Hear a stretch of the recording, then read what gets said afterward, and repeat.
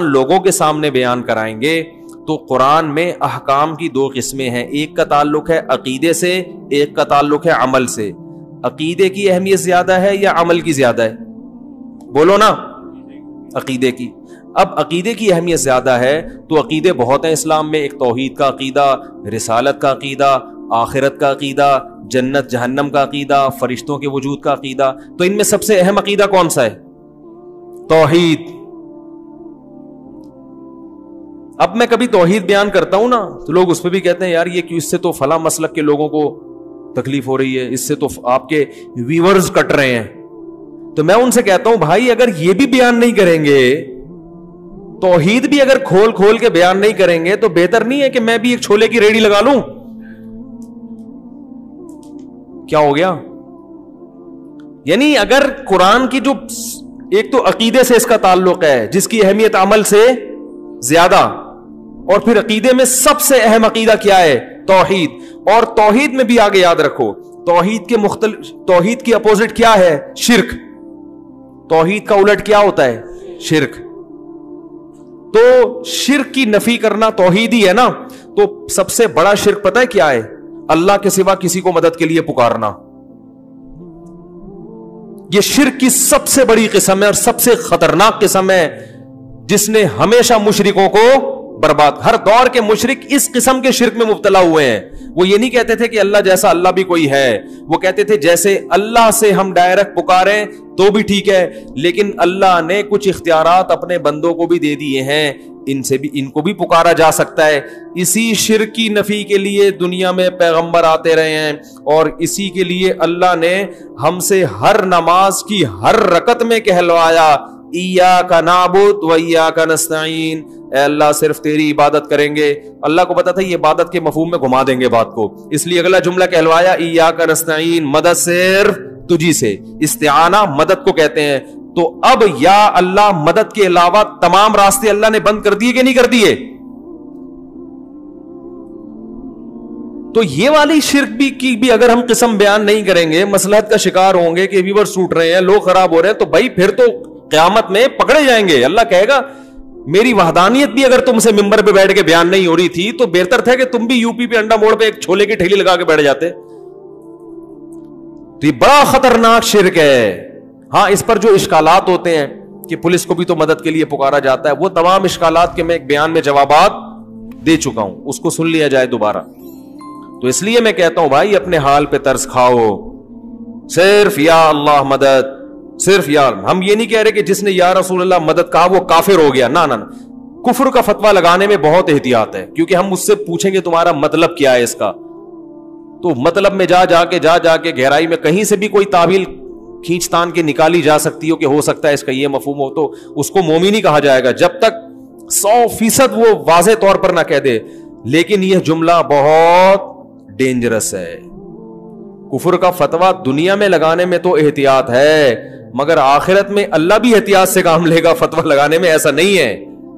وہ تو ہمارے لیے اللہ نے کہا ہے کہ تم دل کے حال نہیں جانتے، اللہ تو دلوں کا حال جانتا ہے، اللہ کو پتا ہے کون کس نیت سے کہہ رہا ہے۔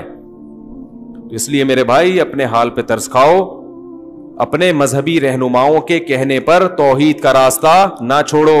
عیسائی بھی اپنے آپ کو توحید پرست کہتے ہیں کہ ہم ایک اللہ کو مانتے ہیں، مگر اللہ کو ان کی توحید قبول نہیں ہے۔ تو اگر آپ بھی یا اللہ مدد، یا رسول اللہ مدد، یا علی مدد، یا غوث آدم مدد، سارے اللہ کے علاوہ پتہ نہیں درجنوں لوگ ہیں، اور یا رسول اللہ انظر حالنا، اے نبی ہمارے حالت پر رحم کریں، اے نبی ہماری طرف دیکھ، یہیں سے بیٹھے بیٹھے پکار رہے ہیں نبی کو، اور یہ عقیدہ ہے کہ نبی صلی اللہ علیہ وسلم بنفس نفیس ہماری مدد کریں گے، یہیں سے بیٹھے ہوئے ہمارا کلام سن رہے ہیں، اور خود قبر میں سے ہوتے ہوئے ہماری مدد وہیں سے کر لیں گے، کیونکہ اللہ نے آپ کو اختیارات دے دیے ہیں۔ بھائی یہ شرک ہے، اللہ نے کسی کو کسی کی مدد کا اختیار نہیں دیا۔ ہاں وہ اختیارات جو اسباب کے دائرے میں آتے ہیں، اسباب کی جس کی کوئی سائنٹیفک لاجک ہو، جیسے پولیس کو مدد کے لیے پکارے تو موبائل آئے گی، اس طرح سے وہ لاجک ہے نا اس کی۔ ان لاجک جو مدد ہوتی ہے کہ جس میں کوئی ذرائع یا اسباب نہ ہو، یہ مدد صرف کون کر سکتا ہے؟ اللہ۔ اس کا اللہ نے کسی کو اختیار نہیں دیا۔ تو ہم نبی صلی اللہ علیہ وسلم کے بارے میں عقیدہ رکھتے ہیں تمام پیغمبروں کے سردار، بلکہ بعد از خدا بزرگ توئی قصہ مختصر، اللہ کے بعد نبی ہی کا مقام ہے. قصہ مختصر. شاعر نے کیسی پیاری بات. شاعر نے کہا تم نبی کی شان بیان کرتے ہو, کہہ رہے میں مختصر بات کر کے گل ویلے دی تے پھل موسم دا قصہ ہی ختم کر دیتا ہوں. بعد از خدا بزرگ توئی, اللہ کے بعد کون ہے؟ پیغمبر. جس کی بھی تعریف کی جائے نا, اس سے اونچا مقام کس کا ہے؟ نبی کا. پھر آپ کسی کی تعریف کریں, زمین آسمان کے قلابے ملا دیں, وہ تعریف نبی کی تعریف نہیں ہوگی. نبی کا مقام اس سے اونچا ہوگا. سب سے اونچے کون ہے؟ نبی. لیکن اختیارات نہیں ہے, بگڑی نہیں بنا سکتے کسی کی, کسی کو اولاد نہیں دے سکتے, کسی کو روزی نہیں پہنچا سکتے, کسی کی بگڑی نہیں بنا سکتے, اور چاند کے 2 ٹکڑے نہیں کر سکتے. لوگ کہتے ہیں چاند کے 2 ٹکڑے بھی تو وہ نبی نے نہیں کیے, وہ اللہ نے کیے ہیں. نبی کو حکم تھا اشارہ کر دے میں ٹکڑے کر دوں گا. تبھی نبی سے مشرکین اور بھی معجزوں کا مطالبہ کرتے تھے, آپ یہ کریں آپ یہ کریں. نبی نے فرمایا کہ سبحان ربی هل كنت الا بشر رسولا, میں تو انسان ہوں بھائی, میں یہ نہیں کر سکتا کہ یوں اشارہ کروں نہریں جاری ہو جائیں. میرے میں اختیارات تھوڑی ہیں. تو اللہ نے کر دیے تھے ٹکڑے, اللہ نے مجھے حکم دیا تم آپ اشارہ کریں تو میں کر دوں گا. تو جب اللہ کرنا چاہتا ہے, میں نے اشارہ کیا اللہ نے کر دیا, اب اللہ نہیں چاہ رہا تو میں کہاں سے کروں گا بھائی؟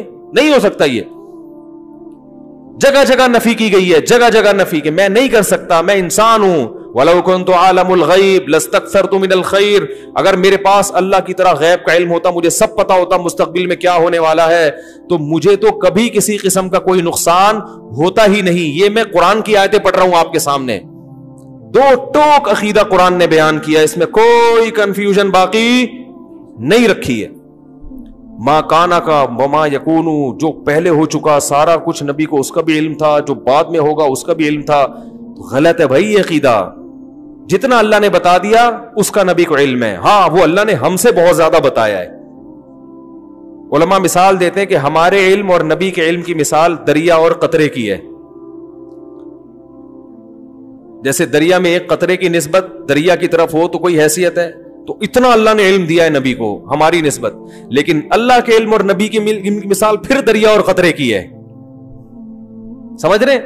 کتنی جگہ قرآن میں آتا ہے یسألونک عن الساعہ, یہ لوگ آپ سے پوچھتے ہیں قیامت کب آئے گی, نبی کہہ دو علمھا عند ربی, مجھے نہیں پتا کب آئے گی, اللہ کو پتا ہے. سب باتوں کا آپ نے نہیں بتایا, بہت سی باتوں میں آپ نے کہا مجھے علم نہیں ہے. تو یہ عقیدہ کہ سب کچھ علم تھا, ساری چیزوں کا علم تھا, یہ شرک ہے, کفر ہے. یہ اللہ کی صفت علم ہے, نبی کو کیا کر رہے ہیں؟ شریک کر رہے ہیں. تو اپنے ایمان کو بچاؤ, توحید کے بغیر مغفرت کا امکان نہیں ہے. چاہے راتوں میں تہجد کے محراب بنا دو ماتھے کے اوپر, چاہے رو رو کے پاگل ہو جاؤ, اللہ نہیں مغفرت کرے گا. 2 ٹوک الفاظ میں کہہ دیا اللہ نے. پہلے اللہ کو اللہ سمجھا جائے گا تو پھر اللہ سے مانگا جائے گا. تبھی اللہ نے کہا مانگنے سے پہلے بھی کیا ایاک نعبد و ایاک نستعین کا اقرار. حدیث میں, بخاری کی حدیث ہے, نبی صلی اللہ علیہ وسلم نے فرمایا کہ بندہ جب سورہ فاتحہ پڑھتا ہے تو کہتا ہے الحمدللہ رب العالمین, تو اللہ تعالیٰ بندوں سے کہتے ہیں حمیدنی عبدی, میرے بندے نے میری حمد و ثنا کی ہے. وہ سکھائی بھی اللہ نے. جب کہتا ہے الرحمن الرحیم تو اللہ کہتے ہیں اثنا علی عبدی, میرے بندے نے میری ثنا خوانی کی ہے, مجھے رحمان اور رحیم کہہ کے پکارا ہے. پھر جب بندہ کہتا ہے مالک یوم الدین, روز جزا کا مالک ہے, تو اللہ کہتے ہیں مجدنی عبدی, میرے بندے نے میری بزرگی اور میری شان کو بیان کیا کہ میں مالک ہوں گا قیامت کے دن. پھر انسان کہتا ہے, جب مسلمان نماز میں کہتا ہے ایاک نعبد و ایاک نستعین, اے اللہ صرف تیری عبادت کریں گے, صرف تجھ سے مدد مانگیں گے. تو اللہ کہتے ہیں ھذا بینی و بین عبدی, یہ میرے اور بندے کے درمیان ایگریمنٹ ہو گیا ہے. یہ کیا ہو گیا ہے؟ اس نے وعدہ کر لیا ہے, اب اس وعدے کے بدلے میں اس کو کیا دوں گا. ولی عبدی ما سأل, اب یہ دعا مانگنے کے قابل ہوا ہے, اب جو مانگے گا دوں گا اس کو. اس ایگریمنٹ کے بغیر اللہ نہیں دے گا. ولی عبدی ما سأل, اب یہ کیونکہ پچھلی امتیں اسی لیے تو ہلاک ہوئی ہیں, اللہ سے بھی مانگ رہے ہیں, حضرت عیسیٰ ابن مریم سے بھی مانگ رہے ہیں, عزیر کو ابن اللہ کہہ دیا, تو اب اللہ سے بھی مانگ رہے ہیں, درباروں پہ جا کے بھی مانگ رہے ہیں. نوح علیہ السلام کی جو قوم تھی اللہ سے بھی مانگتی تھی, بتوں سے بھی جا کے مانگتی تھی. تو اللہ نے کہا یہ والا مجھے یہ انداز پسند نہیں ہے. تو پہلے ہم سے ایگریمنٹ کروا لیا, اور دیکھو نماز میں تلاوت ضروری ہے جہاں سے چاہے پڑھو، لیکن ہر نماز میں اللہ نے پہلے کہا کہ یہ پڑھو گے تو پھر آگے پڑھنے کی اجازت دوں گا. یہ پہلے ہر سورہ فاتحہ جتنی پڑھی جاتی ہے نا اتنی کوئی سورت پڑھی نہیں جاتی ہے. ہر نماز میں ہر رکعت میں، تراویح میں 20 رکعتوں میں ہم ہر دفعہ تھکتے نہیں ہیں. لوگ کہتے ہیں یار اب یہ تو سن لی ہے نا، بچپن سے سنتے آ رہے ہیں، آگے چلو. اللہ کہتے ہیں نا نا نا نا نا جب تک زبان سے یہ ایگریمنٹ نہیں کرے گا نا کہ تجھی سے مانگوں گا کسی اور سے نہیں، اس وقت آگے چلنے ہی نہیں دوں گا میں تجھے. 20 کیا 40 بھی پڑھے گا تو ہر دفعہ یہی پڑھنا پڑے. پھر تہجد میں اٹھے گا پھر یہی پڑھنا پڑے، فجر کی 2 سنتیں میں پھر یہی ایگریمنٹ، مرتے دم تک یہ ایگریمنٹ تجھ سے کرواتا رہوں گا. اور ہم نماز کے سلام کے بعد اسی ایگریمنٹ کی دھجیاں اڑانا شروع کر دیں. کتنی بڑی اللہ کے غضب کو دعوت دینے والی بات ہے. تو حدیث میں آتا ہے، بخاری کی حدیث، نبی نے فرمایا کہ انسان جب کہتا ہے اللہ تیری عبادت تجھ سے مدد، تو نبی نے فرمایا اللہ فرشتوں سے کہتے ہیں ولی عبدی ما سال، اب مانگ. پھر اللہ کو پتا تھا کہ الٹی سیدھی چیزیں نہ مانگنا شروع کر دے نا. اتنا اہم موقع ہے، اللہ کی رحمت جوش میں ہمیں اختیار دے دیا جاتا تو ہم کہتے ہیں اللہ تھوڑی تنخواہ بڑھوا دے میری. اے اللہ ذرا ٹرائی کیا ہوا ہے، مان نہیں رہے ابا اس کے، منوا لے. اے اللہ یہ کر دے وہ کر دے، بحریہ ٹاؤن میں 3 پلاٹ دلا دے. یہ دنیا کے کھلونے مٹی کے، ان پہ ہم عاشق ہو جاتے. تو اس لیے اللہ نے کہا کہ اتنا بڑا ایگریمنٹ کیا، میرا دل اتنا خوش کیا، تو اب بڑی چیز مانگو. کیا اہدنا الصراط المستقیم، سیدھے راستے پہ چلا دے. سیدھے راستے پہ چل گئے تو بحریہ ٹاؤن میں پلاٹ نہ ملے تو بھی جنت، مل جائے تو بھی جنت، ہو جائے وہاں تو بھی جنت، نہیں ہو ہے بھائی کنوارے ہی مر جاؤ تو بھی کیا ہے بیماری میں چلے گئے تو بھی جنت، صحت کے ساتھ، کیونکہ جانا تو ہے. بحریہ ٹاؤن کا مالک بھی جائے گا ایک دن، بیچارے کا جنازہ بھی اٹھے گا. لوگ آج بحریہ ٹاؤن میں 2-4 پلاٹ ہوں، ہر ایک کو پتا ہے میرے بھی ہیں، اور جس کے نہیں ہو تو وہ یہی غم میں کھا رہے یار میرا ایک بھی نہیں ہے، اس کو یہی غم کھائے جا رہا ہے. تو اللہ کے بندو 10-15-20 سال کے بعد ختم. جن لوگوں کے پلاٹ ہیں نا ان میں سے کوئی بھی زندہ نہیں ہوگا. جو مالک ہے نا، اونر ہے، اسی کا جنازہ ہوگا. لوگ کندھا لے کے کندھا دیتے ہوئے جا رہے ہوں گے، کلمہ پڑھتے ہوئے جا رہے ہوں گے، اور زمین میں دفن کر کے مٹی پھینک کے آ جائیں گے. اور پھر وارثون میں جھگڑا شروع ہو جائے گا، یہ میرا ہے، یہ میرا ہے، یہ فلاں کا ہے، یہ اس کا ہے. لوگ آ کے پھر وہ وارث سمجھ رہے ہوں گے ہم جیسے ہمیشہ رہیں گے. پھر تھوڑے دنوں کے بعد انہی وارث میں سے ایک ایک اسی طرح پتلی گلی سے نکلنا شروع. آج اس کا پھر 100-200 سال کے بعد بھول جائیں گے اصل اونر کون تھا. اسکول میں پڑھایا جائے گا. ایک دفعہ کا ذکر ہے کہ ایک شخص کے دل میں خیال آیا، once upon a time there was a man، جس نے یہ he planned، شعر ہو گیا کہ نہیں ہو گیا، there was a man he planned، اس نے یہ پلان بنایا کہ جناب ایک بحریہ ٹاؤن میں اس طرح کرنا چاہیے. اور پھر آج یہ اسی کی کاوشوں کا نتیجہ ہے. once upon a time، تو یہ سب once upon a time بن جائے گا نا، ایک دفعہ کا ذکر ہے. تو ایسے ہی ہوتے ہوتے ہوتے سارے جا رہے ہیں. تو اس لیے اللہ نے کہا بھائی فوکس کس چیز کو کرو، اہدنا الصراط المستقیم، اے اللہ سیدھے راستے پہ چلا دے. جو انعام یافتہ لوگوں کا راستہ ہے، پیغمبروں کا راستہ، صدیقین، شہداء، صالحین کا راستہ، ان لوگوں کے راستے پر چلا. مائیکل جیکسن کے راستے پہ نہیں چلا، فنکاروں اداکاروں کے راستے پہ نہیں چلا. وہ لوگ جن کی زندگی پوری انٹرٹینمنٹ کے علاوہ کوئی مقصد ہی نہیں ہے ان کا، شراب، کباب، زنا، عیاشی، موسیقی، ان لوگوں کا نہیں، پیغمبروں والا راستہ چاہیے. تو